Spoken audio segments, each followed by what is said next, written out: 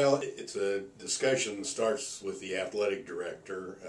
There's no formal process. She simply picks the brain of some of the senior staff, some of us who've been around here a long time. In my case, I've been here 40-some years, so I've seen a lot of the athletes that have performed here.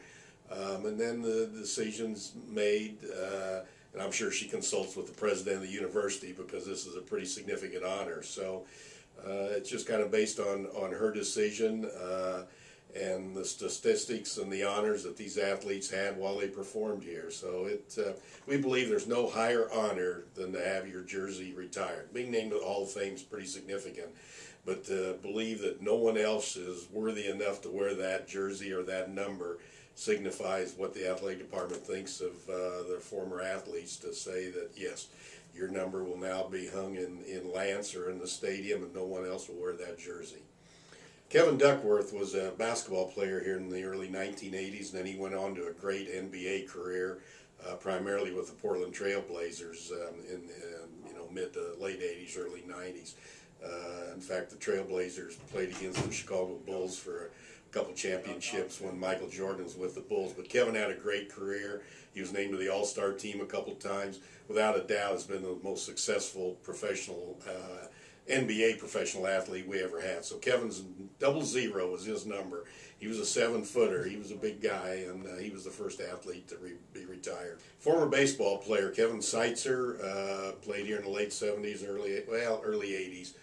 Went on to a great major league career with several teams, primarily with the Kansas City Royals. And Kevin again was named to All-Star team. I think he was runner-up or one of the higher vote gettings for Rookie of the Year in the American League. So he had a stellar career as a third baseman, again primarily with the Royals. So just this last year we retired his number. Yeah, there's really no set time. Obviously it's based on what they did at Eastern, but again, if they're going to have a successful professional career, they're going to have to play anywhere from 5 to 10 years in a particular professional sport. So I would say, again, without having a certain time period, they're going to have to have been gone from here probably at least 5, 10, maybe even longer than that. So it's going to have to be a pretty significant professional career before they're going to have their number retired, or did something so dramatic here at Eastern, again, that overwhelms anything they did at the professional level. So it's kind of a combination of both. Yeah, and that's the tough one, because again, not really.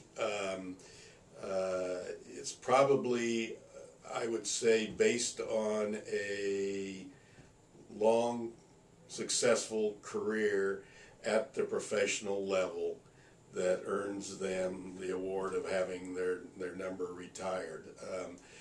A good example is Sean Payton, who had a great collegiate career, did not have a professional playing career, but obviously he's been the coach of the New Orleans Saints and won a Super Bowl. So yeah, we retired his number.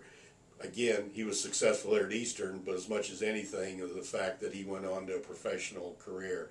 So it's kind of hard to put parameters on what they did just based on numbers. So we really look at the whole body of work, whether it's coaching, whether it's playing, to determine if a number gets retired or not.